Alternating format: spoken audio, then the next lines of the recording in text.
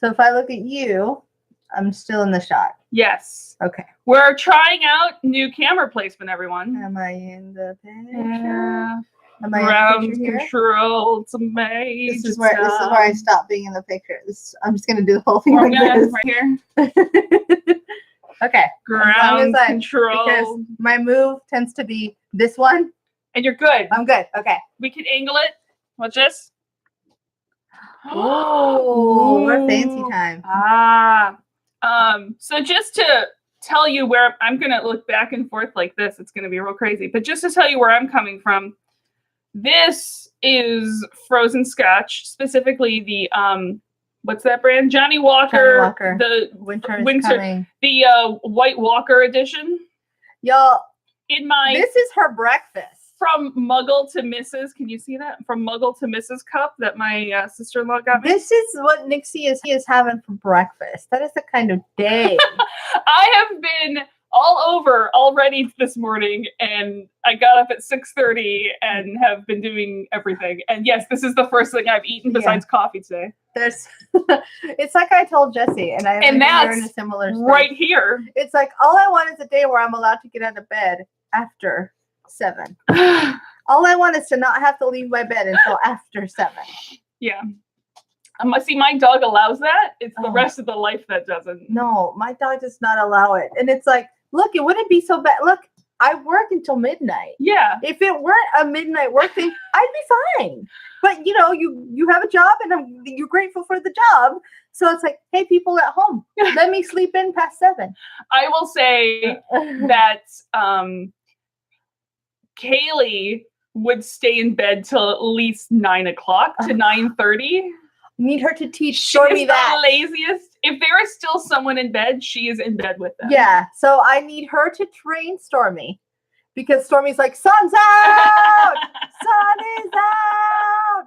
I waited the whole, and I swear to you, I think he waits. He's waiting. Probably. Like he's anxious. Don't kids do that too? Yeah. Like one day the sun's not gonna come if he doesn't watch it, because he starts to stir at like 5:45. Like Aquaman's father standing at the end. Basically, he stands at the end of the pier waiting for the sun. Guys, we saw Aquaman last night. We will discuss that later. Yes, we will. If you don't include Wonder Woman, which to me doesn't count in DC saga because it's too good to count, that's DC film. I will say, look, I say what you want about the writing or whatever. It was just fun. It's my freaking favorite. All I care is, what did I have fun? I don't care if there's plot holes. It's a movie. And I wonder how much of it is like the straight woman quotient too. Like, yeah. I'm sorry, it's Jason Momoa. Actually, I will also say that I've always liked Mara. Oh yeah. And I will say this movie does confirm my hypothesis I've had for a while. That Mara is just Ariel grown up. She's such She's Ariel grown up, and she's such a badass. She's so badass. They do a pretty good job of not making everyone in the film is a badass, and that includes Nicole Kidman. I'm gonna say yeah. I didn't think she had that in her. I didn't either. I will say one teaser thing that I think is great: Willem Dafoe's O-face. Also, complete opposite track of that, there's a really cute puppy. There's a very cute puppy. The most adorable puppy. Except for our puppies, they're more adorable. No one's more adorable than our boys and girls. People's. Okay. All right, get it? Ready? Yeah. I should get to the recording thing. Let's do it. Let's do it. Let's do it. Okay, I'm done. Alrighty. Ready, go. Wait, what episode are we on? Ready, go. 153. Okay. Welcome to episode 153 of There's No Place Like Terra, a Stargate First Watch Rewatch podcast. I am Nixie. And I'm Grace, and today we're going over SG1, Season 7, Episode 22, Lost City, Part 2, a.k.a. Electric Boogaloo. a.k.a. The Lost City is on Earth! Nixie will tell you, I may have squealed. Like, I may have channeled my inner Nixie. You had a couple moments where you squealed and made weird noises, and then were screaming at the TV, and then was having minor breath issues. Yeah. Meltdowns. Donuts were stress-eaten. Yes, donuts were stress-eaten. Hair was pulled. Like, I was just sitting there pulling my own hair for a couple of times. Yeah. Oh, God, I need to wash my hair. it's coming from inside the planet. It's coming from inside your planet. I like that. Hush, Kaylee. Yeah, it's that's a better AK than I would have. It's just, there's a scope, a scale to this one. There's just so much. There's so much. It's big. It's. You know what a good AKA is? And this is dedicated to my boy, AKA You Don't Mess with Texas. Oh yeah. I like that. Because has Hammond had more fun than when he gets to command Earth's greatest spaceship? Nope. Yeah. And that part brought me to tears. And like I will say, Hammond could have said, "You don't mess with Texas," and I would have been like, "Yep," and I would have been, "That's acceptable." Mm-hmm. So the lost line that Hammond didn't get to say. So you don't mess with Texas. We may know where he's actually from, but I don't know that we do. The president. Oh, we don't necessarily know where the president. I feel like he's also from Texas. I wouldn't be surprised. So it's like, well, they go way back. Yeah. So they could have been, somewhere. Well, I do think they're way back from the military, so it could be from all over.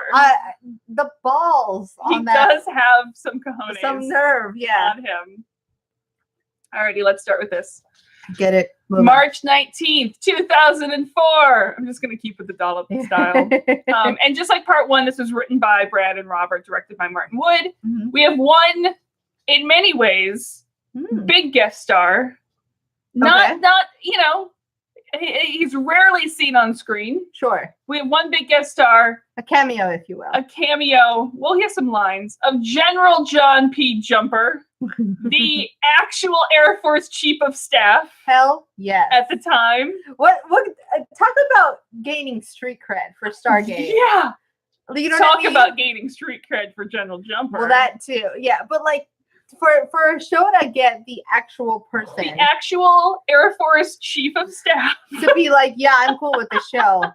Yeah. I bless this. It's still science fiction. It's still science fiction. But I bless this process, this idea. Like, good job, guys. No, really. To be fair, it was the easiest time the costume department's ever had. Yeah, they're like, just wear your uniform. Just what you show up in is what you will go on screen. You're perfect. He was. Do you want to know? Do you want to know his first week on the job as Air Force Chief of Staff? The day he started was September 6th, 2001. Oh, Jesus.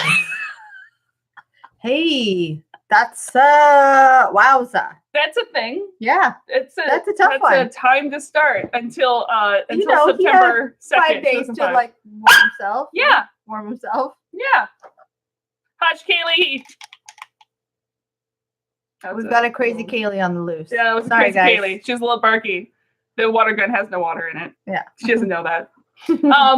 Okay, so yeah, that's the coolest guest star that you could have, basically. And there are a couple, so they always envision this to be like one episode. Okay. So there was a couple of scenes cut, which included the actual visuals of the destruction of the Nimitz battle group, which would have been really cool to see, but I'm sure would not have been cheap. And some money was funneled into that last scene over I'm okay with it. I feel like while it would have been cool to see, it might have dragged the episode a little bit. Well, there's also just something somehow more terrifying about just hearing the radio go dead. Yes, I agree. Yeah.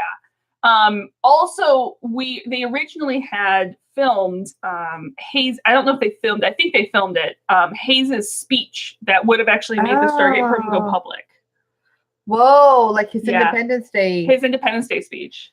That would have been interesting. Maybe they didn't film it because I think they reused parts of the speech for later. Yeah, they wrote it. I would love to find that. You may or may not hear bits and pieces of it in a future thing. I'm ready. There was also a scene. I do want to share with you guys. If I feel like I'm rushing through any of these episodes for a little while, I am.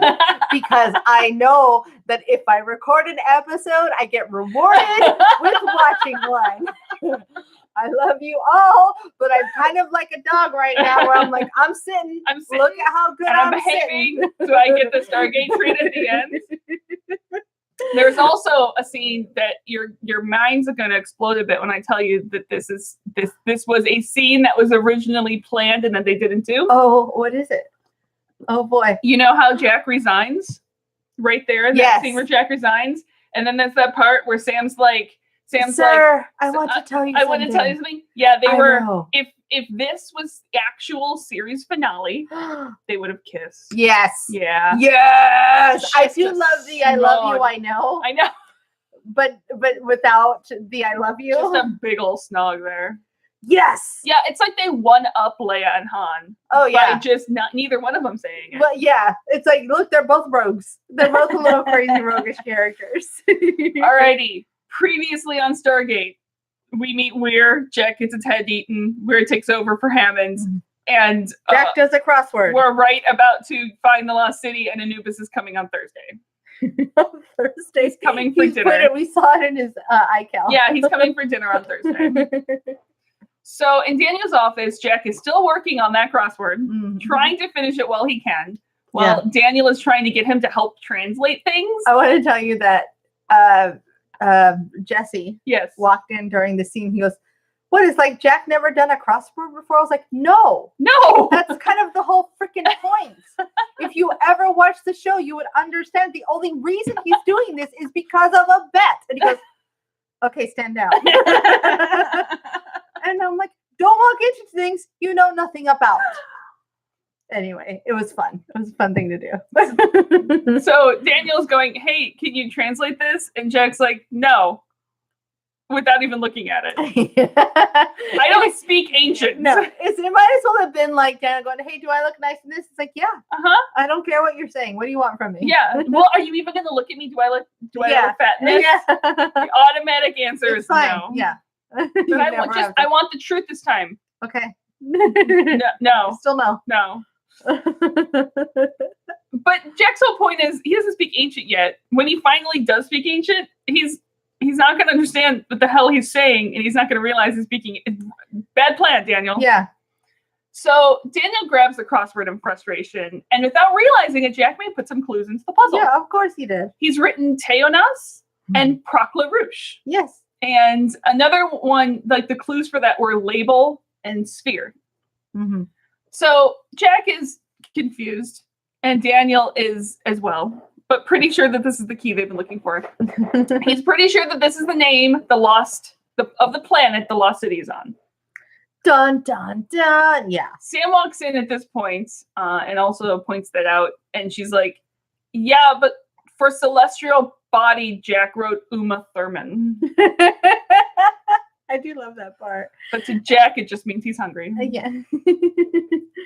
something Fran. I mean, he's a huge Kill Bill fan. You know that. I can see that. I Well, have no clue when that came out. He does like quirky women. Yeah. Mary Steenburgen, Uma Thurman. Yeah. You know That's what it about is? It's I can it's her in that white t-shirt. Yeah. Something in that white Sure. Uma Thurman in that white t-shirt from Pulp Fiction. Oh, okay, yeah. Yeah. He's definitely a Pulp Fiction fan. Credits.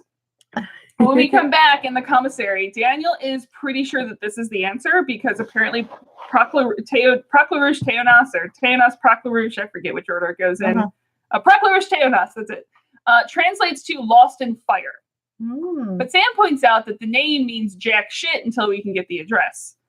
And just then, Jack pulls the home symbol off Daniel's uniform and is like, add. This thing. Which causes a Three Stooges moment on the show. Yeah. Which frequently happens between Daniel and Jack. And Daniel then draws what looks like an Orion symbol. And Jack goes, shh. More hilarity ensues.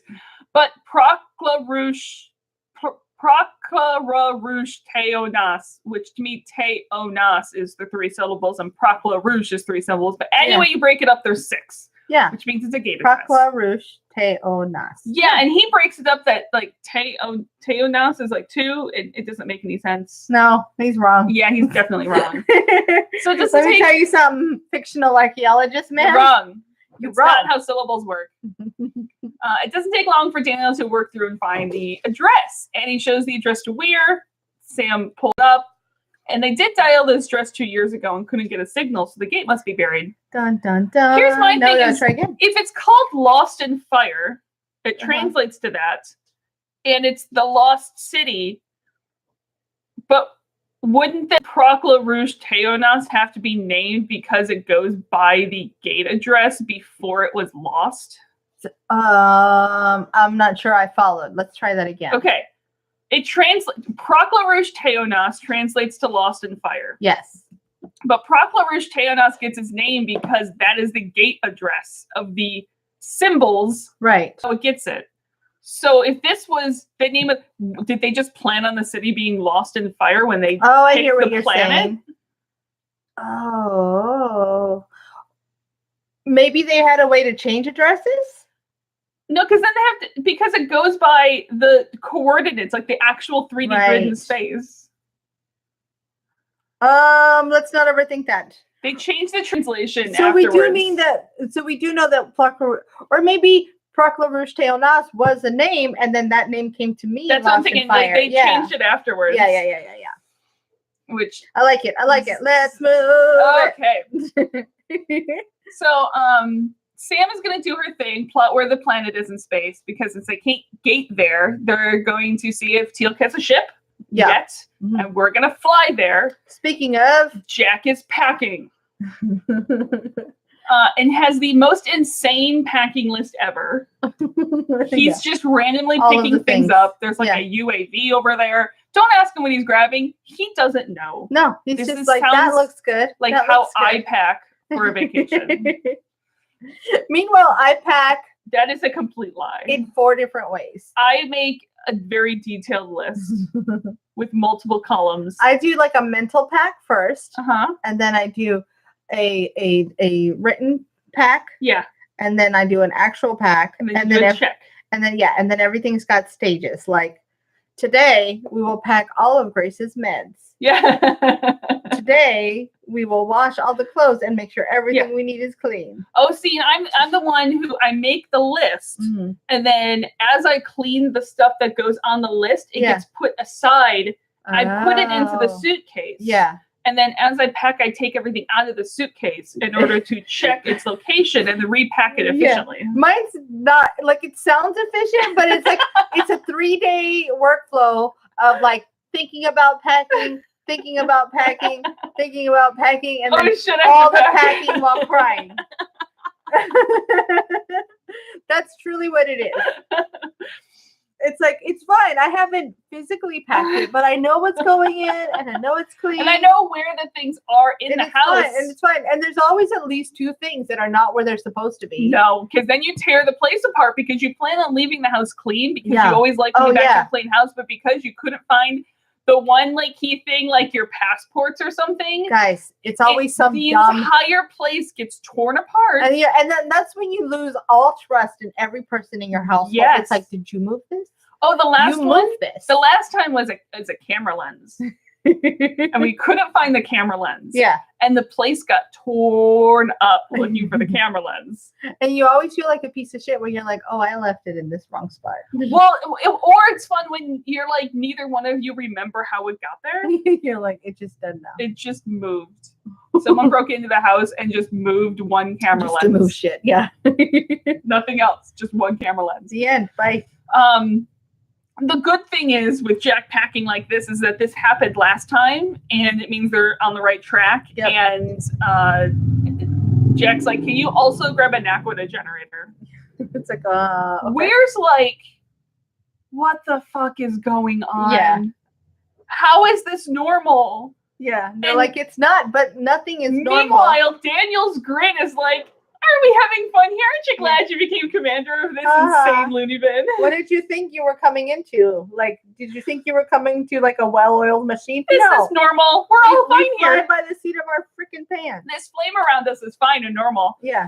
He's just that meme before that meme happens. This is fine. So on Chulak at night, we meet Ronan, Mhm. Who's meeting up with Braytek and Teal'c. Ronan has a ship.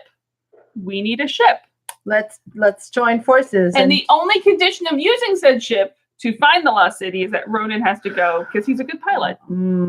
Okay. He's a good murder pilot. Yeah. So back in the gate room, we were wondering if they have everything they need because there might still be a sink in the kitchen. it's like, don't tempt them. Jack's like, Don't rile them up any further. Was that a joke? Yeah. She's like, maybe a bad one. And she's impressed. She goes, there might be hope for you. Yeah. It's a one little check mark in your positive column.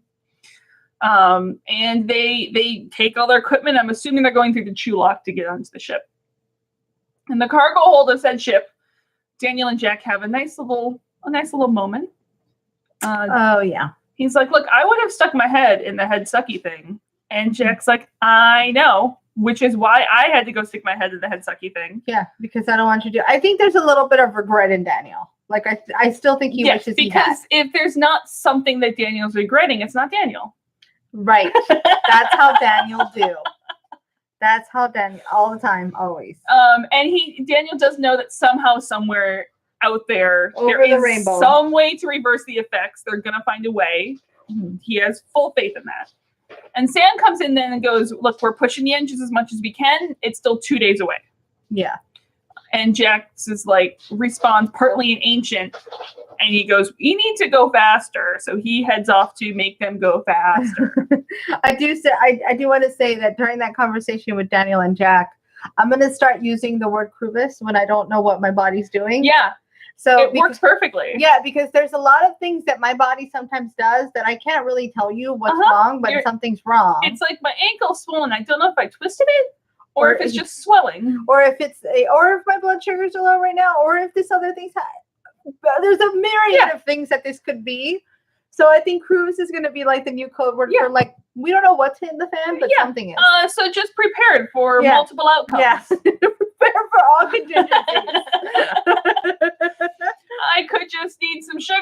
I could need something more immediate. I could need an ER visit. I could just need a nap. Yeah. We'll find out shortly. Yeah. Stay tuned. Just write it out. There's a moment this morning I had with. Stay tuned. We'll be right back after the commercial break. There was a moment this morning where boyfriend Jesse asked, domestic partner Jesse asked if I was okay, and I said no. I'm very irritated and I'm very angry, and I'm not sure why. I may just need coffee, or I may be mad at you. Stay tuned. But it's truly not like I don't know. I could be physical and affecting with the emotional, or it could be just emotional. Those are the times, and it's been a meme that has circulated around our friend group a couple times. That's perfect for when one of the two of you is angry. Yeah. You must have the gumption to then take a towel and put it over the shoulders. And now you're super angry. Yeah. And you may live and you may die, but the joke is worth it. Yeah. He's pretty good at being like, all right, I'm gonna stay here and not make any sudden movement. I'm not gonna go anywhere. I'm in reach of multiple things that you may need. Yeah. Or to just duck and cover. Yeah, also not gonna move too quickly. But I'm feeling Krubis. So on the far side of the moon, we see ships start coming towards Earth. That's not good. It's not good times. In the Oval Office, General Jumper comes in. Hammond is already there. Yeah. And Jumper tells them about the gold ships, 3 of them coming in through space. Look, not that I want Hammond gone from the SGC, but what a fucking way to go out. Like, you don't want me here? Fine. I'm just going to sit in the Oval Office instead. This is my being in the Oval Office with the president is his backup plan. Yeah. It's his backup work. If you can't find me, I'll be in the Oval Office. Yeah. And Kinsey. It's his version of like, I can always get a job at Target. Exactly. I can always get a job at the Oval Office. And Kinsey in his smugness is like, well, 3 ships isn't all of Anubis's force. Yeah. And Hammond's like, you're an idiot. Yeah. Anubis is testing his waters to see if we have the magic super weapon that we've been looking for. There's nuance. And tech, like, imagine playing, like, I am a terrible chess player. Beyond horrible. Imagine playing with dumb face, though. And be able to actually win. And be like, are you serious right now? Is this is your move? That's your move? Okay, bye. Fine. Yeah, no idea how strategy works. Oh, look, here's your king. Yeah, it's like, hey, stick to checkers, buddy. He's going to play checkers on the large, when you go to the Cracker Barrel and you sit outside on the rocking chair and they have the large blanket chess set on the table. That's the checkers he plays. Yeah. Done. So the president at least you have to go early to get the egg souffle things. Oh, I'm sorry. How dare I? Oh, there's a puppy. There's a puppy under. There's a puppy under the table who just smacked at my foot so I could pet her with it. That's all. She's part cat, guys. Okay. So, I mean, the president gets it. He's going to hold back his full forces until he gets some intel. That's what Anubis is doing. Yeah. Which is also what Hayes wants to do. And this is where you start to realize that the president is actually a military tactician in his own right. Yeah. Like, well, I mean, you don't get to... Nope, not going to say it. But the fact is that, when we just recently lost George H.W. Bush, and one of the things in sort of the ongoing commentary and everything they said is that George H.W. Bush was the last president that we've had who was in the military. Right.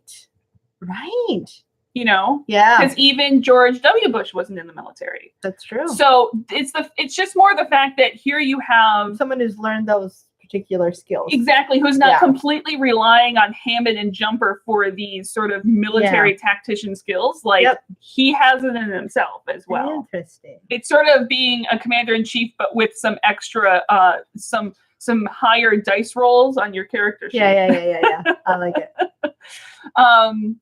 But Hammond warns against launching the Prometheus and the X-302s just yet. Because, again, you don't want to show your hand to Anubis. Mm-hmm. It's really all Earth has. Yeah. It's like, this is our only shot. It's our only. If we use it now, we're boned. We cannot throw away our shots. So, good point. Hayes realizes we're going to remain at DEFCON 3 until the rest of the countries that currently know about the Stargate program that shit may go down. Yep. And Hayes is going to prepare his Independence Day speech. I'm thinking he's going to watch Independence Day for tips on how that speech should go. A little bit. Yeah. He may even glean a little bit from it. Yeah. I mean, he's allowed to. Because today will no longer be known as American holiday. It's the day the nation cried out in one voice, we will not go quietly into the night. You watch that, and then you watch Mars Attacks and see what not to do. We will not surrender. Never fight. So back in the engine room of the ship, Jack takes Sam's Zap gun and it basically finishes the engine hack to go into turbo mode. He basically just supercharged the engines.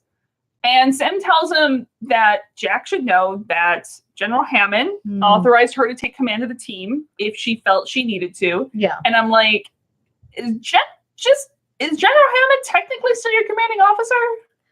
I feel like it's not something that happened as they left the gate. It was something that once upon a time, while they were having beers, Hammond's like, "Hey, take the team." But it's just more and she's like, I can't take the team. It's Jack's team. He's like, "Hey, look at me. I love you. You are captain now. Take it. Do not throw away your shot." Like drunkenly taps his beer against her face. It's like, you take it. I can't even imagine. You take it. A drunk Hammond. But it's like that drunk uncle drunk. Like they're kind of just a little more wild than usual. And so he's just kind of like tapping her with his beer. Like somehow I imagine that alcohol doesn't affect Hammond. I don't know.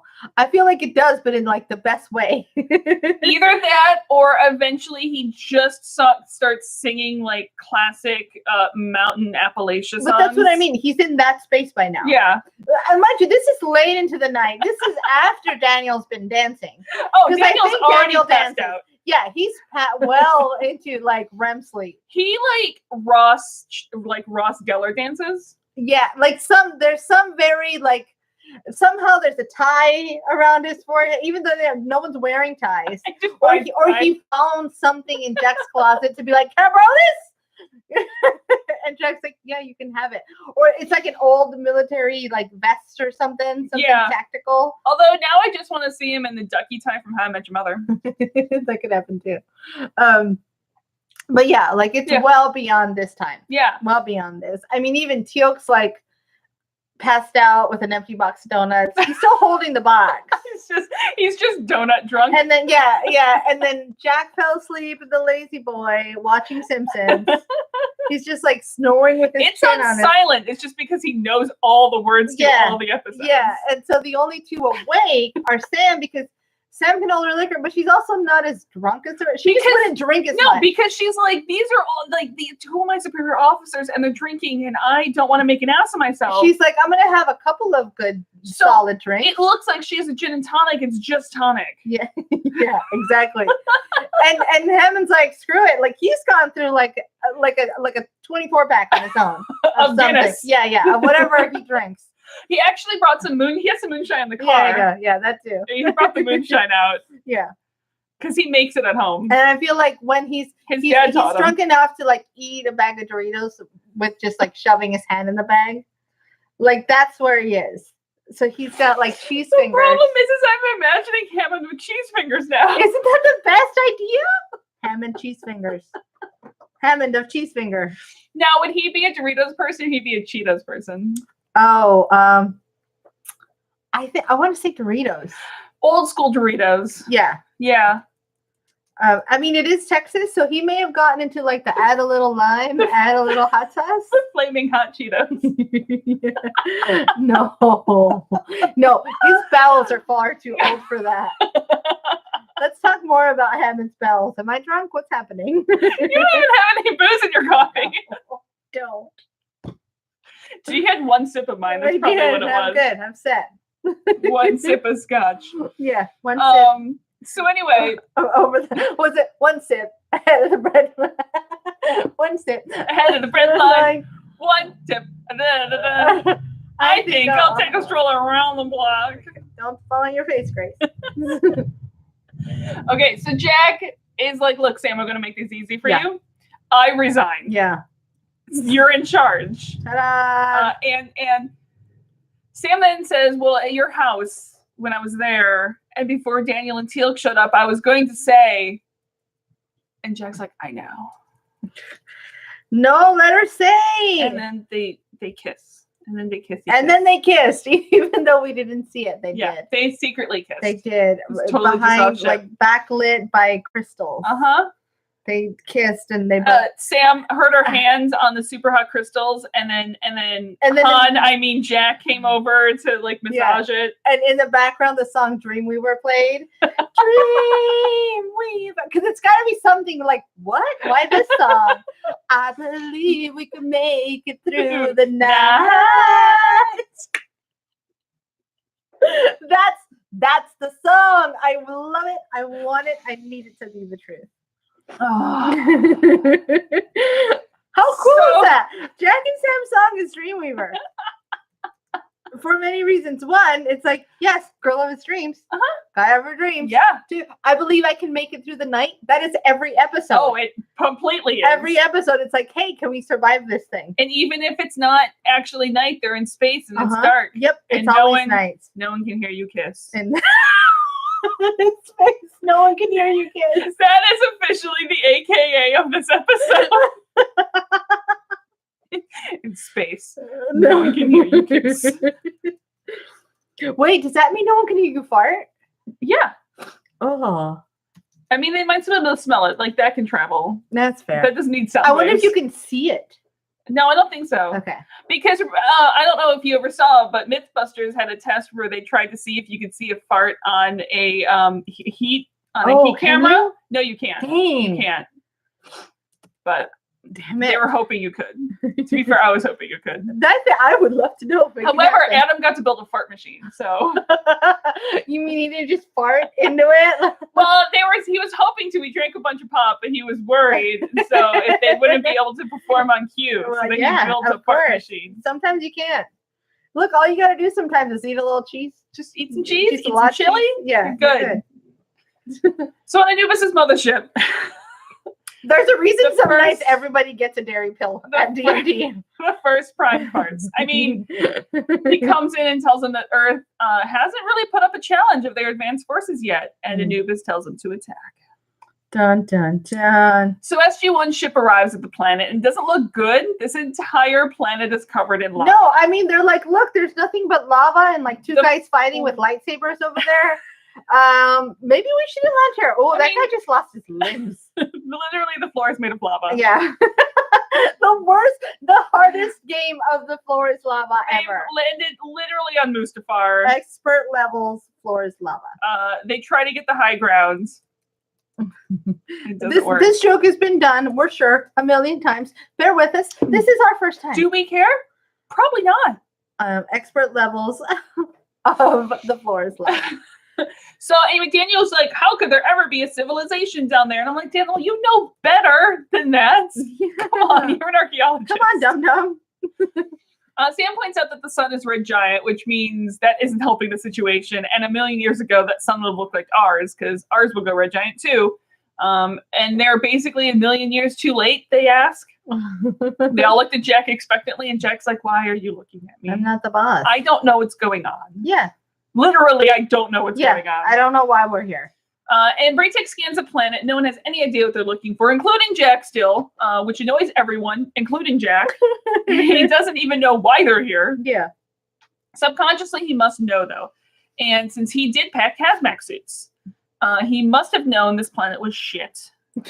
Yeah. So Sam's like, sit down, shut up, and turn your mind off, and point us where we're supposed to go. Yeah. That's an order. Ta-da. And everyone eyebrows, and Sam's like, what the fuck did I just do? That power felt weird, but good inside. But I liked it. Yeah. So Jack sits down. I feel like once Sam moves through her reluctance, yeah, she will really enjoy power. She's gonna super enjoy the power. So Jack sits down and is like, Teonas. And the ancient lazy boy? Not yet. Oh, okay. And he happens to... right, they're still on the ship. Yeah, he happens to zoom in on this little bubble, this little pimple on the planet. It's a perfectly formed half sphere of molten rock. Well, they're about to pop it. Yeah.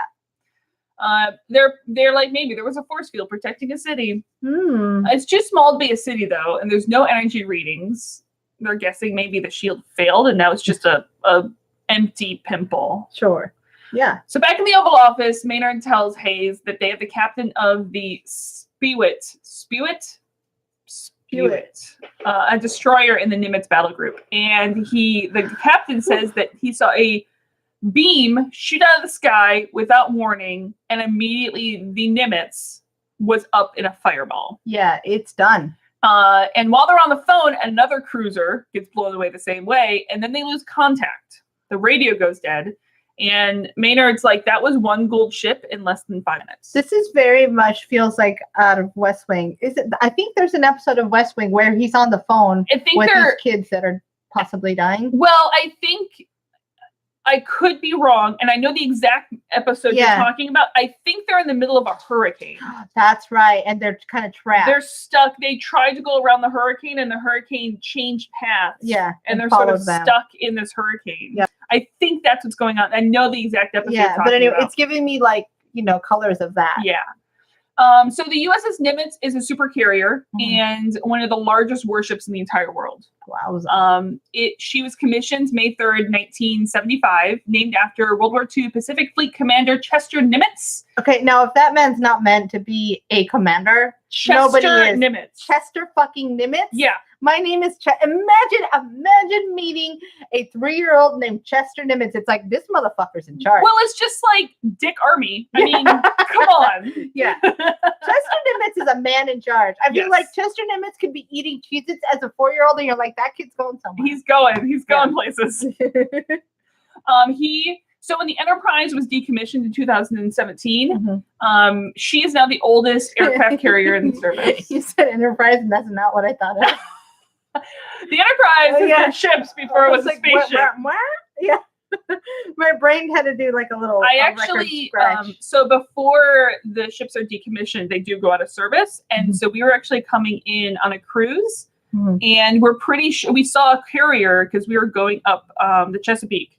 Yeah. And we saw a carrier as we were still not in the Chesapeake yet as we were approaching from the Atlantic, and we saw a carrier go out, and we could tell with our binoculars and with the zooms on our cameras that it was the Enterprise because it had a very distinctive square tower on it. Okay. And we're pretty sure it was the Enterprise leaving its home base for the last time. Got it. It was kind of cool. Oh. But she's the oldest carrier in service right now. And currently the Nimitz is the flagship of Carrier Strike Group 11, which formed actually right after this episode. That's cool. Yeah. Nice. So they normally travel and they're sort of rotating, but with a couple destroyers, like there's a whole little fleet that travels together all the time. Got it. And that was just destroyed in 5 minutes. I mean, that's just to show you the scope of what we're dealing with. Yeah. That's our biggest, baddest motherfucker, and he's gone. Yeah. Wowza. So back in the cargo area of the ship, team... Before we get on planet, I have to share that I relate to this feeling so much. Yeah. That at some point, Sam's explaining why it sucks that they're late and telling Daniel, hey, dummy, this is what happens. So, and then Daniel goes, so basically we're a million years late. And I was like, oh, that's me. I'm a million every day. A million years late. So so basically they're running on Grace time. They're running on Grace time. So I just need to tell you this story of, I went over to Grace's house yesterday, and it was an event that did not have a specific start time. No. It was not a specific start time. Yes. But of course I went, what time should I be there? Yeah. And you're like, 9:30. You come before, come after, whatever. But that's a time to come. And I had to stop by the post office because holidays. And because I didn't leave the house until 9 o'clock, and then I got there, and then there was a line, and I got, I think, 9:40. And in the entire rest of the ride over, I'm like, fuck, I'm late. Fuck, I'm late to Grace's. Fuck, I'm late to Grace's. Meanwhile, there was literally no specific time to come. No, and you're like the second person there. I'm like, everyone's not even here, dude. But in my head, someone told me to be in a place at a specific time. You run on military time. I run on Grace time. Which is why whenever we're going to leave somewhere, I give Grace at least a half hour. Yeah, I need that window. Someone once showed me, and I wish I could find it again. You know, like the Catholic, like, votive candles that have like a saint on them, and there's a fake one that's like Our Lady of Perpetual Tardiness. I need that. At this point, prayer is my only hope. Just put a time Lord on it. I just really I really loved it. Oh, Our Lady of Perpetual Tardiness, and we'll put the new doctor on there. The TARDIS on it. Oh, that's good too. Yes. No, it's just My Lady of Perpetual TARDIS. That's done. Guess who just figured out a pod card? Our Lady of Perpetual TARDIS. So anyway, they get in their hazmat gear. Braytech found a good place to crack through to penetrate the crust. And are we not doing phrasing anymore? Because Braytech says penetrate the crust. I mean, not when Braytech. I'm not messing with Braytech. I'm not fucking with Braytech, but phrasing. Yeah. So Teal'c indeeds, and they ring down. The place looks creepy. There's radiation. They just broke the integrity of the structure. Then when they ring down, so they're like, "Let's speed through this." Yeah, hurry. Let's go. Things are not looking good. Let's not be here any longer than we need to. So eventually, they come across this structure that looks very ancient-y. But the place doesn't really have any power, and Sam doesn't know about anyone else, but she's really hoping this is not the Lost City. Yeah, because then it's gone. It's kind of dumb. Yep. So Jack heads to a giant throne-like chair that starts to go blue when he sits down. I'm going to go with Ancient Lazy Boy. Ancient Lazy Boy. He sits down in the Ancient Lazy Boy. And power turns on, including a force field. With the squishy thing? The squishy pads. That squishy pad looks so much fun. The stress reliever pads. Yeah. And they have breathable air, so everyone takes their helmets off. Next thing Jack does is pull the recliner back, reclines in the Lazy Boy, and pulls up a holographic map of the galaxy. And then it has all the planets the ancients colonized. And then it zooms into the solar system. Right. And then it zooms into Earth. Yeah. Let me pause here for a minute. Yeah. Because Sam does a thing that's adorable, but also like, Sam, give us some credit. Yeah. Where she goes, that's our solar system. Really? Well, Sam, there's the one that will know. And that's the one. I think, to be fair, I don't think she's doing that as in a, let me explain to you guys. Yeah. I think she's doing it more of, what the fuck, why are you showing us our solar system? Yeah, no, it's adorable. And it is, it's adorable. It's like, it's the one I know. Let me say it. Like, I feel like if I were Daniel, I'd be like, good damn it, I knew that one. Let me have one. And they're like, check while he's showing us our own planet. And this is where Grace lost her shit the first time. Because he says Terra Atlantis. And that's when I lost my mind. Lost city is on Earth. The lost city of Atlantis. Yep. And he zooms into Antarctica and he says, Suboglacius. Yeah. Under the ice. That feels good to me. And this is where also we saw Aquaman last night, and we're like, we know where Atlantis is. Yeah. I think that was one of like Boyfriend Jesse's critiques, and he's like, you can't really tell where under the oceans everything is, and we're like, you're not supposed to. You don't need to. And I know where it is because reasons. Because Stargate told me. They're under Antarctic ice. Oh, to be fair, it wouldn't surprise me. Yeah. I do want to take a moment and discuss here. So one of the last classes, one of our for fun moments that we had in school, semester just ended, everybody. So Grace is back to being a mostly human. We had a day of like, hey, let's just kind of take a minute to breathe and like have a conversation. So we played a clip from Forrest Gump where Forrest decides to run. Oh, yeah. And so he got these followers, and it's like, is Forrest a leader here? Why is he doing it? Why are people following him? Yeah. Why does this matter? Like, how is he a leader? And it's like, and so we had this back and forth conversation that was really fun, where we're like, well, he's not selling anything. There's no particular message. He's not asking people to join him. He's just doing what he needs to do next. But so the question was like, is he a leader or is he just being a person? And people happen to like what he's doing. And I feel like in this moment, Jack touches on those same things. Yes. Did you make it? So the dog was whining, so I went to give her food while Grace was talking and like covering like we're pro podcast or something. And then I came back and I tried to be all smooth, and then I sat on the arm thing of the chair. Cool, that'll do it. But anyway, it's the same idea with Jack here. Like, Jack doesn't even know what he's doing. No. But the whole team still follows. Yes. It's like helmets go on, helmets go on, helmets go off, helmets go off. Yeah. We're going to this planet, we're going to this planet. Yeah. It's just such a testament to who they are as natural leaders, as people with a purpose. Well, it's also just the idea of we've been through this before, and we also know that Jack doesn't know what he's doing, but what he's doing is good. Right. Well, and that's what I mean. They know that it's now ingrained in them to understand that that's what he's doing. Faith. Yes, in their leader, Jack. Dun, dun, and his dun. weirdly being manipulated brain. Okay, that's your communications corner for the day. Thanks, guys. But then what? So the place they've been looking for this whole time is under the ice of Antarctica. Dun dun dun. Also here, not a spoiler, but what we hear we hear here. Is the first music cues of Atlantis' themes, but like of their main music. I did not know that. Well, you would, but because it just sounds like Stargate music. Got it. But what you hear is the first playings of sort of the motifs that you will hear in Atlantis. I'm ready. I'm ready to Atlanta. We have you got to get through the premiere season 8 first. Almost done. Okay. So Jack's like, well, before them, but Sam's like, well, we came all the way here. Yeah.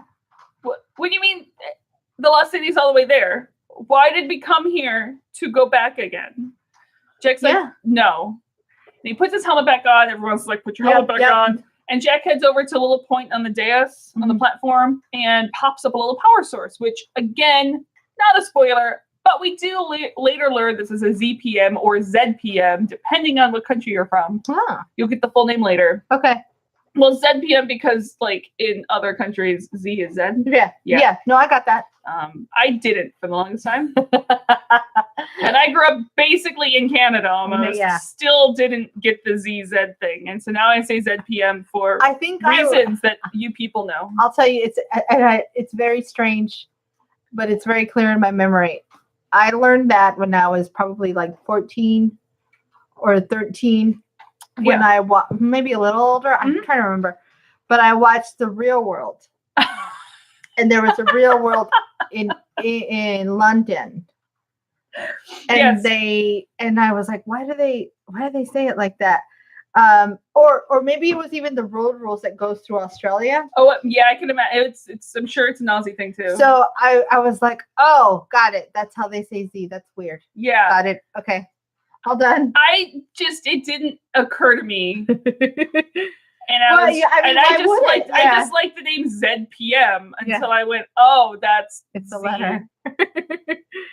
I love it. But because of who calls it a ZPM, Mm-hmm. I like ZPM. All right, Things you'll learn about later. got it.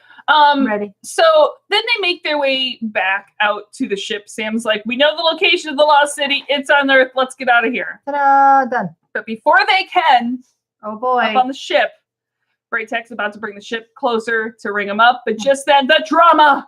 Dun dun dun. Ronan. It is very soapy. It's so soap opera. Uh-huh. Ronan stabs Braytek right in the symbiote pockets. Good job, dummy. Braytek literally says, I've been betrayed. Yes. Yeah, I'm surprised he doesn't like throw his hand up on his forehead. Because he is the most warrior soap opera. Oh yeah. Oh yeah. And I love him to death for it. Yeah. Like, Right. love him for it. What Ronan doesn't know is that Braytek don't play, motherfucker. He don't play. He also ain't got no symbiote anymore. No. Ain't no. gonna kill him. No. I love this part because telling Braytek that he's old and weak Oh God. only Did you want to works die? against your look, he might have given you mercy before. It's like, oh really, motherfucker. You literally see Braytek's eyes harden when he says that. Yeah, he's like, you're dead now. You almost weren't dead. Look, either way, I was gonna win this, but you weren't gonna die. Now you're gonna die. Ronan is a believer in the one true God Apophis. Gross. And Braytek's like, you should have gone for my heart. Because now I'm gonna kick your ass. Because now you've broken it. But yeah, don't insult Braytek in the middle of a fight. You might. That's like it's It's like his version of inspiring courage. and like it's literally the opposite of inspire courage. yeah, yeah, For you. yeah. Talking shit to Braytek only makes him stronger. You know, that would be really, really interesting if inspire courage was something that someone had to make a check to pass. Oh yeah. Where if you failed the I think check, they do. okay, because Yeah. if you failed the check, then you're not inspiring your people, you're inspiring the other people. Well, no. So the thing is, the creature you cast it on, I think, has to pass I think it's a wisdom or charisma or some Okay. sort of saving. No, I just think that it would be interesting that if you failed, Yeah, It you bounced weren't to good an enough. enemy. Yeah. on the surface, SG1's getting a little worried because they haven't seen no rings yet. Hey guys, yeah, I'm waiting for my ride here. Scotty. Hello, Scotty. It is very beat me up It's moment. so Yeah. beat me up. The fight continues on the ship, and this time Braytek's the one that does the stabbing.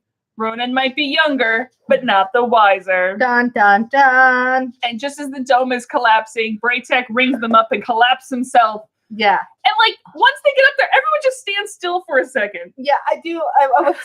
I love the ancient ring, like the elevator buttons Yeah. for the rings. It looks very much like my first ancient It's play, like what is it, The press Gould? and play? it's Yeah, my first Gould. yeah.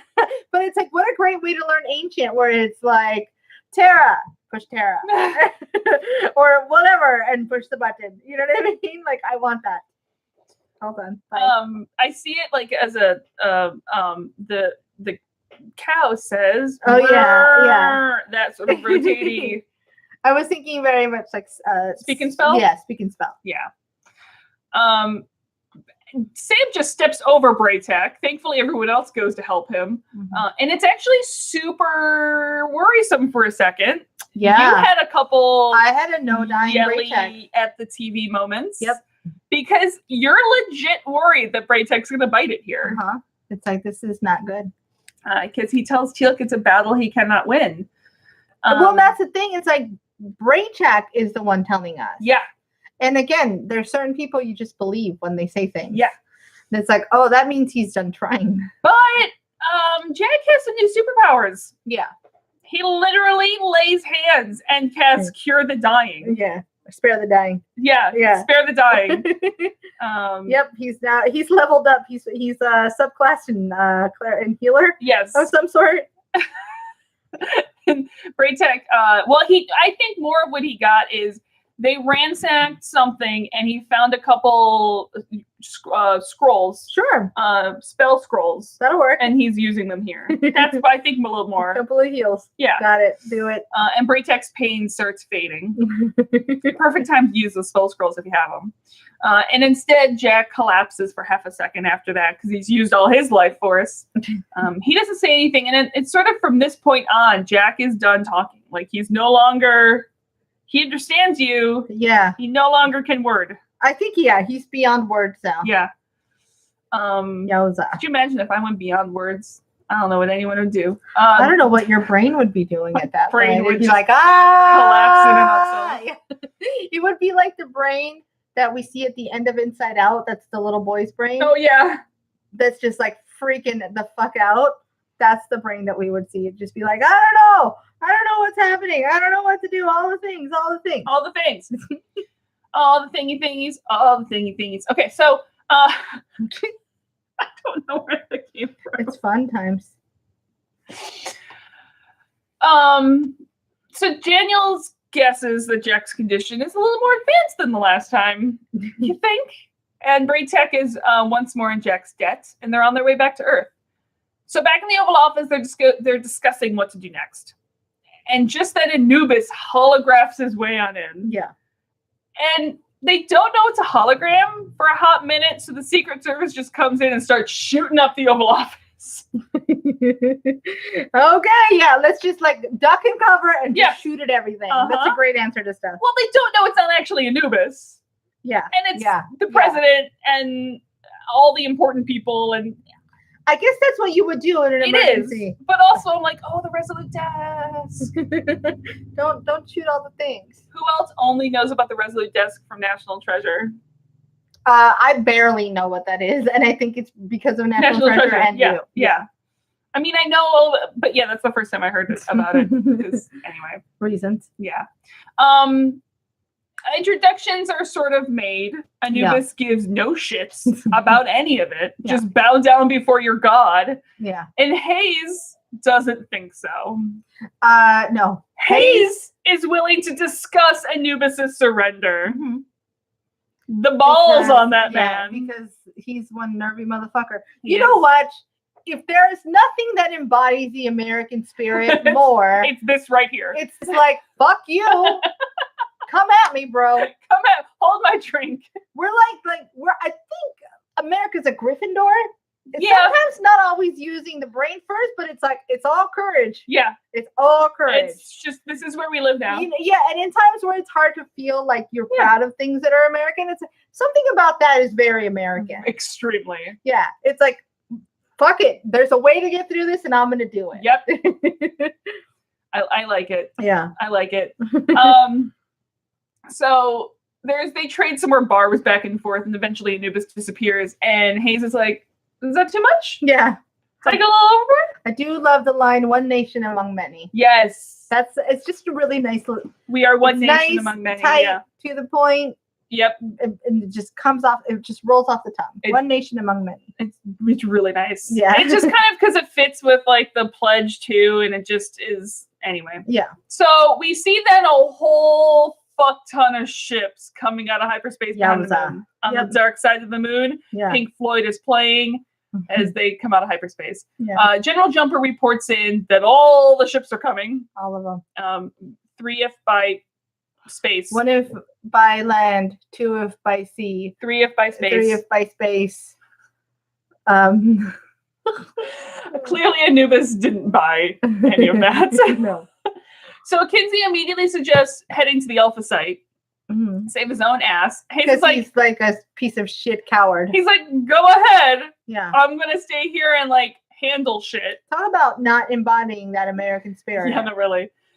Hayes is staying. Kinsey leaves. And he's the only one who leaves. Yeah. Good riddance. Bye. Yeah. No one else cares. Everyone else is like, finally. Yeah, just get him the fuck out of here so we can get our jobs done. And Hayes has another job for Hammond. You know what they're like since we have a relation in Gilmore Girls? Yes. There's an episode It's been a long time since we've had a Gilmore Girls reference. It's okay. It ties back though. Yes. TJ. Yeah. Who we know is a DeLuise brother. Yes, he is. TJ decides that he wants to help when they're working on Lorelei's house. and he's the fake contractor that they pay because he's married to Luke's sister. Yep. And so they're like, look, I just give him jobs to keep him busy and get him the fuck out of my hair. Exactly. And Tom, the actual contractor's like, the other day I sent him to go find some fucking wrench, like 4 counties away. It kept him out of here the entire day. It was fucking great. It's great.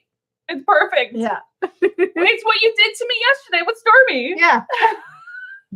Not really, but it was very nice. It was more like, let's get Stormy out of here. It was, so they're like re-screening in a porch, and it started raining out, and I had to go try on my wedding dress later the day. So they're like, let's not let Nixie in the rain. Go inside now. Bye. It's like, don't water the gremlins after midnight. Yeah. Don't water the Nixie before she tries her So wedding I was dress like, on. you take the Stormy so that I don't have wet dog. So I just sat inside with Stormy and like was a Stormy whisperer. Yeah. And had him sleeping. I was massaging his ears. It was a really good time. It's like, just go send Nixie and Stormy away so they're not here. He loved it.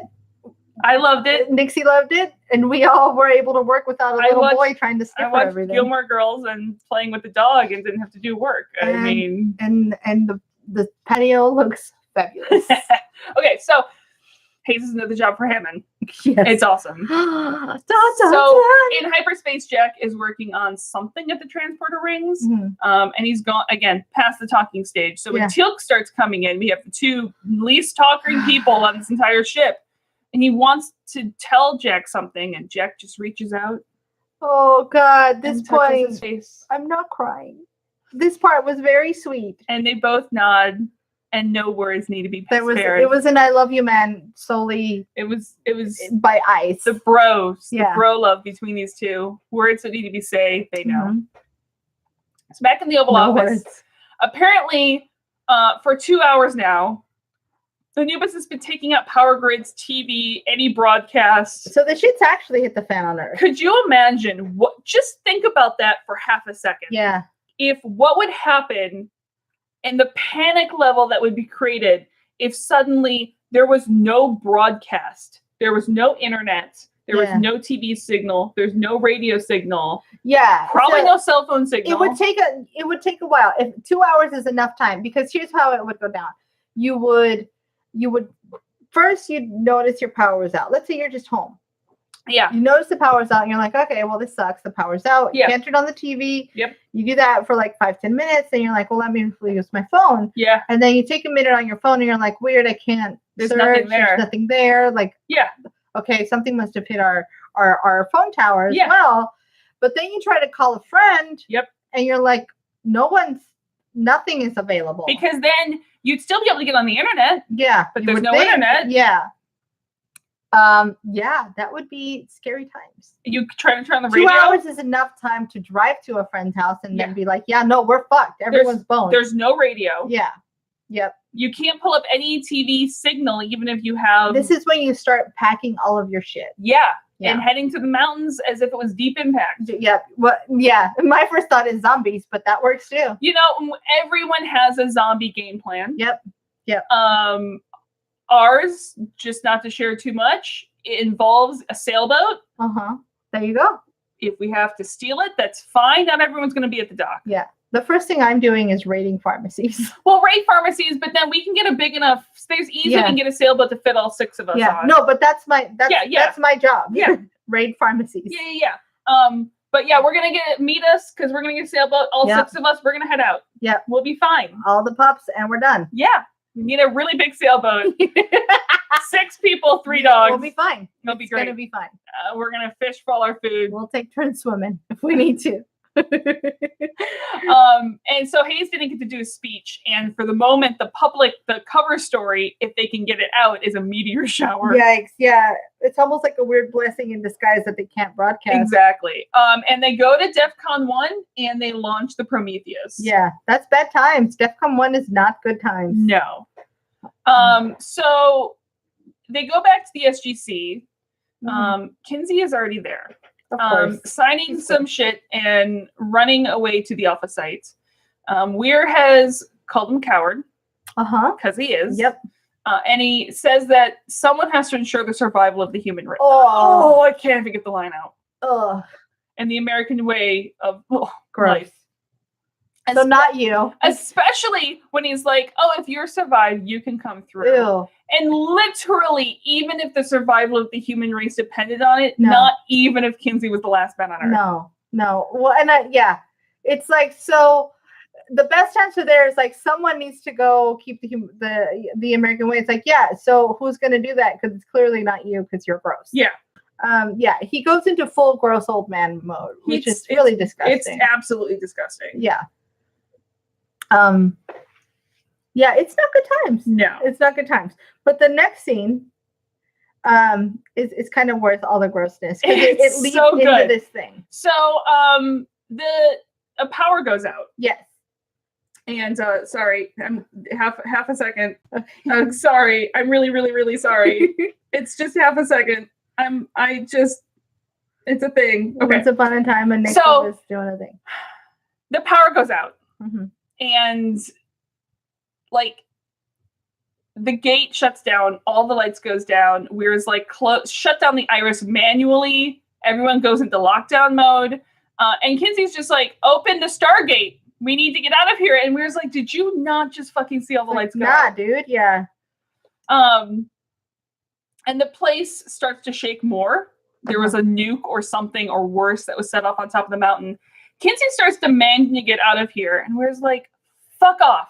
Yeah. Find your own way. Yeah. We're not going through here because we're done with you. Kinsey doesn't care that they get a message from SG-1 that's not coming through the gate. And then there's a phone call in Weir's office between Weir and the Oval Office. Kinsey's there as well. Weir wants to know, knows the Prometheus can't win against the whole fleet, but hopefully can get SG-1 some more time. Kinsey tries breaking into this and saying, oh, this is all cray-cray, and I'm going to take over command of the SGC. I'm relieving Weir. You don't really get to make that call. Weir starts talking too, and Yates just yells to shut the fuck up. Doesn't actually say fuck, but you can feel that's what he wanted to say. And he goes, not Weir. You, Kinsey. You dumb shit, yeah. And he goes, consider your resignation accepted. I love this part. It's like the most satisfying part of the whole episode. Yeah. And he's like, I have enough to have you shot. Like, I literally have enough to have you marched out, drawn and quartered, and shot in the town hall for treason. Yeah. And then Kinsey leaves, and we all rejoice. Yay. Well, I feel like just that alone, it's like, look, if we all die, at least we got rid of this motherfucker. Exactly. So Kinsey tries to puff up his feathers, but he's just fucking gone. He's done. Bye. We don't care. Everyone can get down. Let's get down to business to defeat the ghoul. I like how we come back to that song, I think, every episode. There's no way not to, because we're always getting down to business to defeat the ghoul. Every single time. It's might as well be our theme song at this point. It's just the new Stargate theme song. Yep, done. Meanwhile, we see what Hammond's new assignment is. The best thing ever! Commander of Prometheus. Yeah. I don't think we ever see him more satisfied. No. Than when he's in that chair. It's like he just got a new toy. Yep. Which he kind of did, as far as he's concerned. Yeah. and they launch. And Walter's also there, and you let out a giant squeal. Something about Walter being there made me so happy, especially after those the episode with Sal Rubinek. Yeah.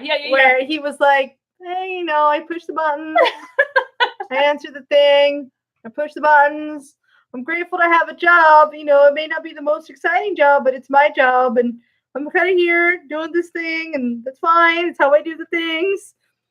So to see someone who's so dedicated to doing the work, just a good guy who clearly wants a little more, but he's very grateful to have his job. Yep.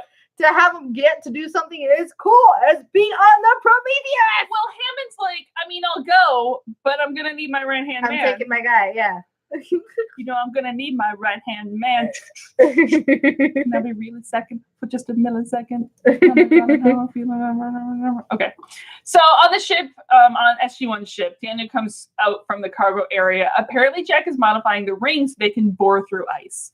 That should be fun. And to get past Anubis, they're going to exit hyperspace as close to the atmosphere as humanly possible. or as Jafalily possible. Jafalily? Jafalily possible. Got it. To bypass all the enemy ships. They come out of hyperspace, and like Teal'c is trying to pull up as hard as he can and to not crash into the planet, and he just barely makes it, as you'd expect. Yeah. This one is fun. And so at this point, when we're getting to here, it feels like the ice planet from Star Wars, Hoth? No, not Hoth. Okay. The new one, the one with the ice foxes. Oh, yes. I forget. Which is why I can't remember the name of the planet. I don't remember the name of the planet right now either. Give me some credit. I know Hoth.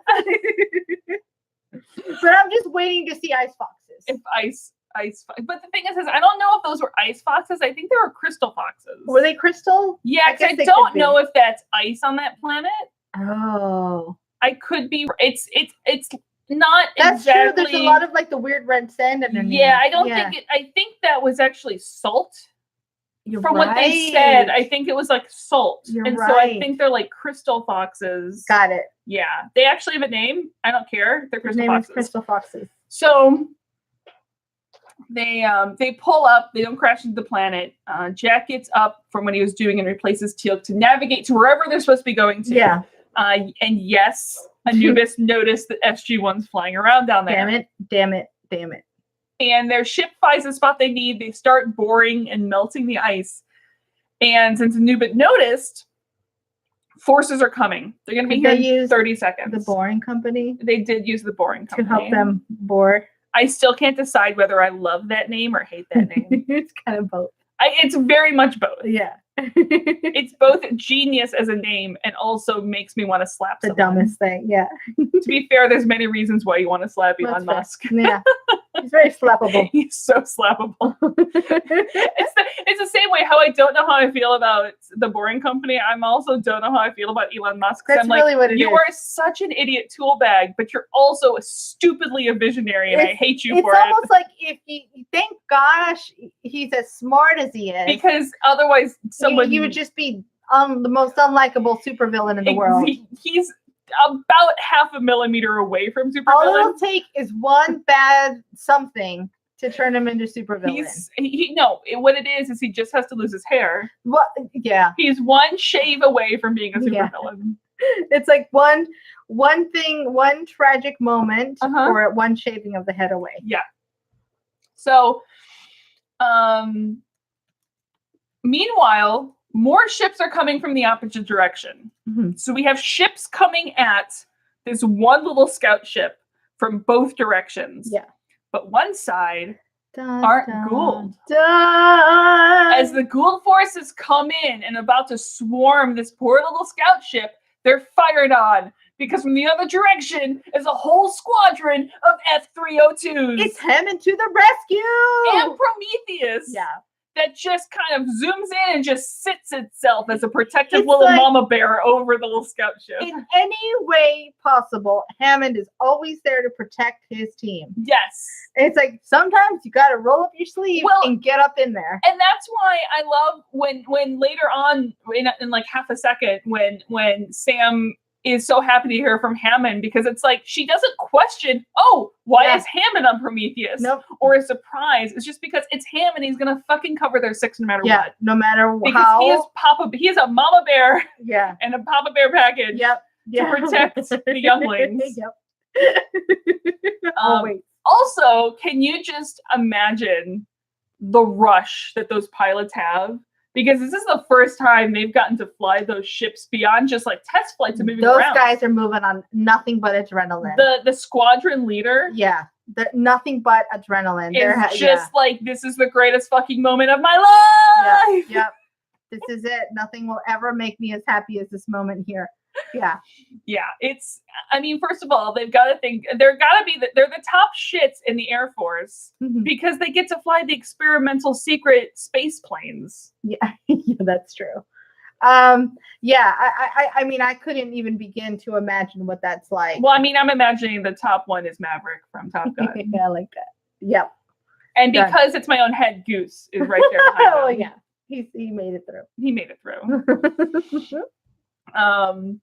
I'm both excited and not excited for the Top Gun movie when it comes out. The There's sequel. a Top Gun movie. Oh, you coming out? didn't know that they're making a sequel to Top Gun? I feel like I might have and then forgot. They're making a sequel to Top Gun. Starring Tom Cruise. Look, Tom Cruise is insane. But the man is so much fun to watch. He is so much fun to watch. So I'm in. Let's see what it is. I'm pretty sure I've told on this podcast already my weirdly obsessive love for Top Gun at a way too early age. Yep. Yeah. Yep. So I'm Yeah. super excited it'll be their Nice. opening day. Done. I sadly do not still have my Top Gun hat. Oh. But I will still go in Air Force gear just to satisfy that 5-year-old me. I like it. Well, you Yeah. should. Yeah. We'll go in our Stargate costumes Yes. to the Top Gun premiere. You know, it'll be time for me to properly Velcro that jacket that you let me. I'm just gonna hang Mine's in my still closet pinned forever. on, Yeah. so it's fine. Anyway, so yeah, just Hammond's there. The Prometheus is there. We have epic. It's not even a space battle, but this epic vault, just the coolest fight thing is just it's it's so good. Yeah. And SG-1 heads down because they couldn't ring through a mile of ice, but now they can ring down, and Jack moves all the contraptions that he was working on off the ring platform. On the bridge of Prometheus, all the 302s at this point have spent all of their ordnance. Yeah, but because the Prometheus is taking up so much damage, they can't bring the 302s on Prometheus, so they're going to have to head out to McMurdo. Yeah. Which is our base down there in Antarctica. And meanwhile, Prometheus is taking all this damage. They have to head off to recharge those shields. Hammond's like, we're not fucking moving. We're not yet. going anywhere. Yeah. This may be suicide mission, but we're protecting. Well, this is suicide mission option 1. It's like keep SG team safe. So the team finally rings down. It looks very ancient-y down there, and they're weirdly taking it very slow for the time crunch that they're under. Hey guys, let's pick up the pace a little. Let's step it up. Yeah. Tech flies the scout ship away. Hammond's like, finally we can leave, and he tells to take the Prometheus straight to Anubis's mothership. Yowza. Which Anubis's people notice. Uh-huh. So down in the ice, Sam's like, oh, this looks vaguely familiar. Yeah. Familiar like the place you were just at on the other planet, or familiar like that time that you and Jack were stuck in Antarctica? I think a little of both. A little column A. A little column B. Yeah. And there's that small indent on the wall, which Jack points that goes to, and he says Dormata. Yeah. Which Daniel translates to sleep. Mm-hmm. And behind that, in front of a second ancient lazy boy, is Anubis. Of course, this motherfucker. Which we can imagine now, we can guess this is a hologram again. Yeah. And so they're how like, many times is he going to use this? You're all too the time? late. The power of the ancients is mine. And Jack's like, fuck you, you're a hologram. Just Get out. walks through him. Yeah. Jack heads to the platform, the dais, and Sam hands him the glowing ZPM to replace the dead ZPM that's there. And as he does, 2 Predators ring down. Of course, because why would it be that easy? Cue epic gunfights. Yep. And so the rest of the team is taking on the Predators from cover, and a chair platform lights up, and he sort of reclines in the lazy boy. Back into the ancient lazy boy. Yep. Up in space, Hammond is aiming his ship directly for Anubis. He's just gonna barrel through him and then give him as much damage as he can. So back with SG-1, the team takes down 1 Predator, maybe a second. Doesn't matter because 2 more ring down. Yeah. Yeah, they're just keep spawning.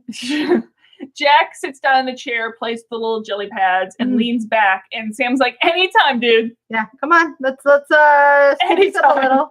Up in orbit, Prometheus shields are down. They're out of weapons. Yeah. So Hammond plans on taking the ship right up Anubis' ass. Yeah, he's basically I'm just gonna make a hole in it. It's again, they take it from Independence Day. Yeah. Yeah. When what's-his-face just flies his plane right up directly up his ass. Yeah. Yep. Way up there, Morty. Yep. Way up there. So back in the chair, Jack cues up a light. Uh-huh. And then the ground in front of the Predator crumbles. Yep. And glowing jellyfish. This is My favorite part. It's everyone's favorite It's Jack part. and the Golden Jellyfish. It's like a Harry Potter title. Jack and the Golden Jellyfish. Jack and the Golden Jellyfish. Yeah. So there's millions of them fly out in a fluid column. They sort of swarm and take out a predator as it shoots up into the sky, It's branching off to take off enemy ships. You know, staying in the D&D theme, he's channeling energy. He's channeling He's energy. just channeling radiant energy. It's the Jack and the magic beanstalk of glowing. It's the golden squiddy jellyfish. things. Yeah. Braytech sees this, stands up and in just an awe.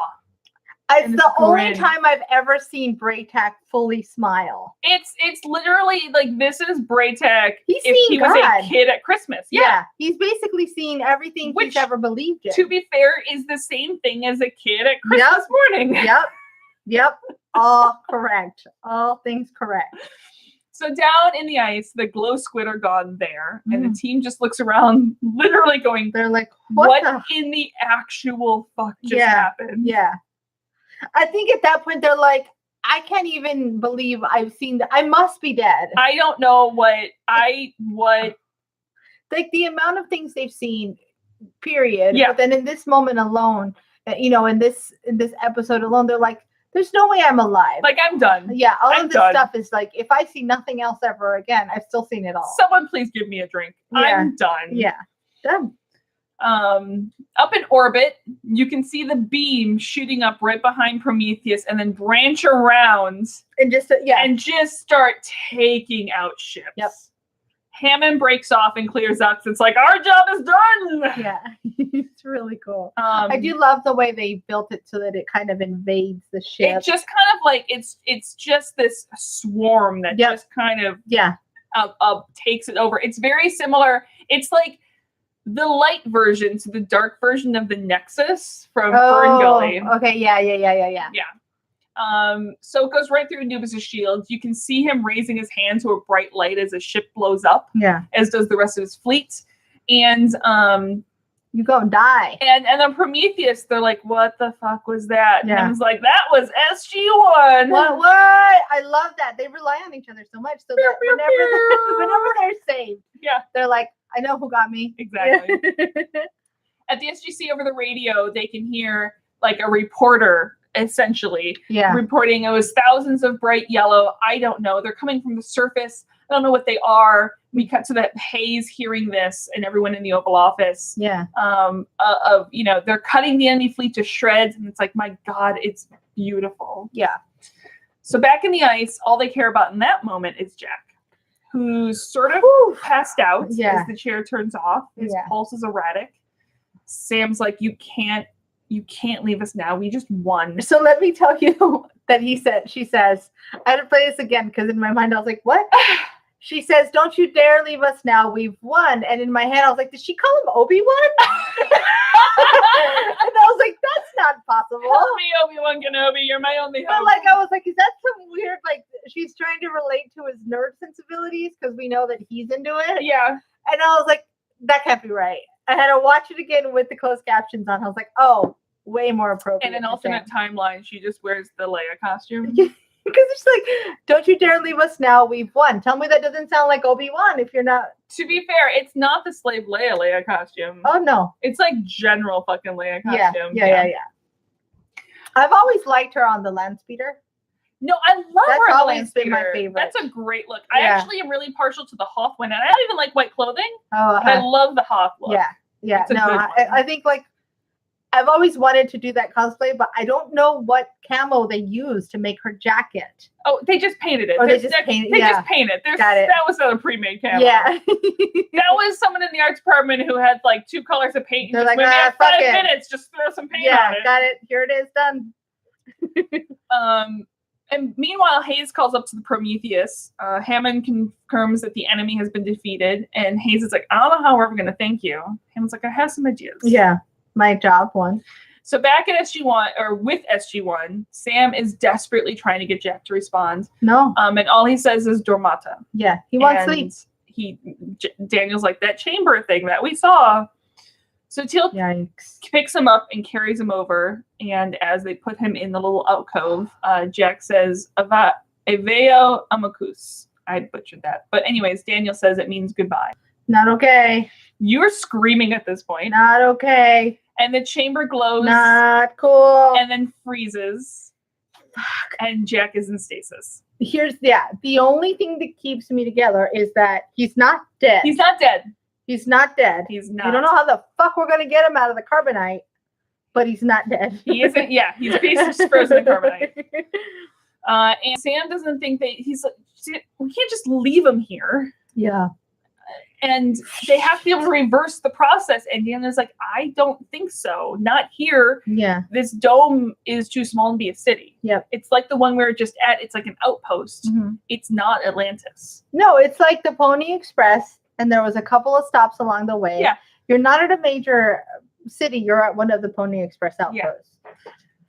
And Teal'c wonders that if this isn't the lost city, then where is the lost Dun city? dun dun! It's time. It's time. So Sam looks up at Jack, placing her hand on the glass, and tries not to cry. It's time. And next up is the season 8 premiere, New Order, Part 1. Okay. Let's move it along. Hold up. First of all, Any indeeds? Yes. Well, we actually haven't done rankings in a bit. So, Okay. Rank. I can't type because I didn't pull it up beforehand. Alrighty. So we have. We didn't put our Martin Wood cameo in here either yet from last episode. So 17. And was there one today? No. No, there wasn't one today, but Okay. we said one indeed. I think I counted the one from last You did. episode. Yeah. Because I went in and put that in, but I forgot to put the Martin Wood cameo. Got it. Rankings. Top one. Yes. Is this top? Yeah. Okay. How many do I have there? I have Revolution You have on there 6. twice. 1, 2, 3. Oh, that's yours. Just kidding. Yeah. Which one's Evolution? Evolution was the 2-parter in where you have Tomb Raider, or you have what's your show? What's your game? Uncharted. Daniel. Yeah, we keep that one. Damn, I really like to keep Lifeboat also. And Grace is the Sam episode. Yeah. So it's a birthright? I think it might have to be, unless For Heroes. process of elimination. Yeah. I mean, are you going to think about getting rid of Heroes? Which one was Heroes again? Heroes is Janet. Oh shit! I Yeah, was we're like, not you're getting not rid of getting rid of Heroes. Heroes. Yes, then Birthright it is. There's just a lot of good ones in It's season a 7. good season 7, which next week we're going to do our new Yes. top, because there's been some major changes. This is gonna be hard because everything in season 7 is good. Holy yeah, moly. and so here's my problem: is this actually does go number? You know, I thought about it for a second once you reminded me what Heroes was. Does this go higher than Heroes? You know, just to not copy you, I'm gonna keep Heroes number 1. Yeah, I wouldn't be. I'd almost like the balance of that. And like I have 1, 2, 3, 4, 5. I have 7 on my list. So yeah. It'll be fun because I think at some point I'm gonna have to make the case for life. Here's the problem: is I still have Fragile Balance on my list, and I love that episode for the pure Stargate-ness of it. Okay. I actually think Evolution is going to go off my list. Okay. And I have to delete one more, and I think Lifeboat is going off my list, which is currently my last place. Got it. Just because there's something about Fragile Balance that makes me happy. Got it. So next week we're going to do the new top 10 of Stargate. Yes. Which is getting real fucking hard. This is going to be tough because there's a lot in this season that I don't want to get rid of. I know. So this is, and you know, this is where we might talk about where we split them up between, we had talked about splitting it up between the top 10 sort of saga or Stargate, and then the top 5 sort of just fun. One off. Yeah. We're in season 7. Yeah. So it is time. I think that might be something that we have to look at doing. I'm ready for it. Alrighty. We've got all the things. I'm dying to watch this episode. She's Guys, really excited. I'm like, I've closed down my notes. Everything's She's ready done. to go. So we are watching now officially with this episode. We are going to start bouncing back and forth between Stargate and Atlantis. So we're going to start with season 1 of Stargate. We're starting episode 1, season 8. We're going to watch. So I'm going to put on. So both of these technically aired as one, like the premiere of SG1 aired as one episode. The premiere of Atlantis aired as one episode. We are going to watch SG-1's 2 episodes because that's how it is in syndication. Split. Yeah. And we're going to split it. I'm going to put on Twitter a poll. Yes. Whether to, because it specifically is the pilot episode, whether we watch the pilot episode of Atlantis as 2 episodes or as 1 episode. Right. It's going to be up for about a week. We're going to let you vote. Please, please, please, please let me watch it.